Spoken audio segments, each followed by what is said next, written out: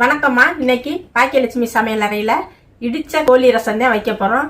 நம்ம நாட்டுக்கோழியெல்லாம் விற்கிற விலைக்கு வாங்க முடியாது, அதனால நம்ம இந்த பாய்லர் கோழியவே நம்ம ரசம் வைக்க போறோம். நிறைய மருத்துவ குணம் இருக்குது இதுல. சளி இருக்கிற டைம்ல இது மாதிரி செஞ்சு கொடுத்து எல்லாரும் சாப்பிட்டு ஆரோக்கியமா இருங்கம்மா. வாங்க எப்படி செய்யறாங்கிறத பாத்திரலாம். எண்ணெய் ஊத்திக்கலாம், உளுந்து போட்டுக்கலாம், காஞ்ச மிளகா போட்டுக்கலாம்.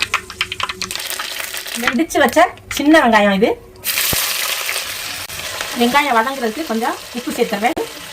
இந்த வெங்காயம் நல்லா வதங்கினாத்தேன் சின்ன வெங்காயம் நல்ல டேஸ்ட் கிடைக்கும். இடிச்ச சிக்கனு ரசம் அப்படின்னாலே இது மாதிரி இடிச்சு வச்சோம்னாத்தேன் அதில் உள்ள எசன்ஸ் எல்லாம் இறங்கும்.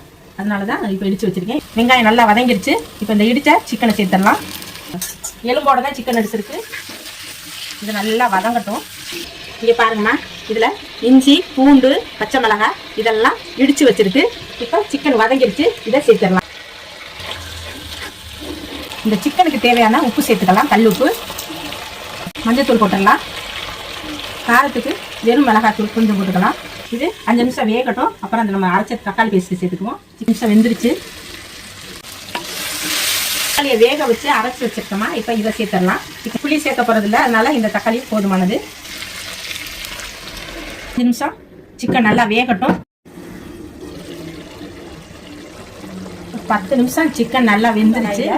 1 ஸ்பூன் மல்லி, 1 ஸ்பூன் சீரகம், 1.5 ஸ்பூன் மிளகு, 4 காஞ்ச மிளகா, கொஞ்சம் கருவேப்பிலை, இதெல்லாம் வெறும் கடாயில் வறுத்து பவுடர் பண்ணி வச்சிருக்கேன். இது ரசப்பொடி. இப்போ இந்த பொடியை அதில் சேர்த்துடலாம். இடிச்சு வச்சேன் இந்த மிளகு ஒரு 1/2 ஸ்பூனு, இதுவும் சேர்த்துக்குவோம். காரம் ஜரமாக நல்லாயிருக்கும். கொஞ்சம் கொத்தமல்லியும் சேர்த்துடலாம். இப்போ ரசத்துக்கு தேவையான தண்ணி சேர்த்துக்கலாம்.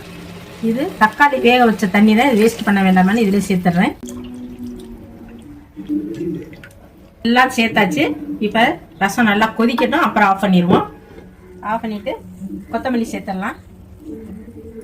மணக்க மணக்க நம்மளோட இடிச்ச சிக்கன் ரசம் ரெடி ஆயிடுச்சு.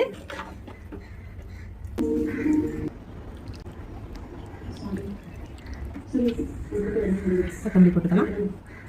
இடிச்ச சிக்கன் ரசம் ரெடி ஆயிடுச்சு. சளி இருமல் இருக்கிற டைம்ல இந்த மாதிரி செஞ்சு சாப்பிடுங்க, ஆரோக்கியமா இருங்க. இந்த வீடியோ உங்களுக்கு பிடிச்சிருந்துச்சுன்னா அம்மாவுக்கு சப்போர்ட் பண்ணுங்க, சப்ஸ்கிரைப் பண்ணுங்க. அடுத்த ஒரு நல்ல வீடியோல சந்திப்போம். நன்றி, வணக்கம்.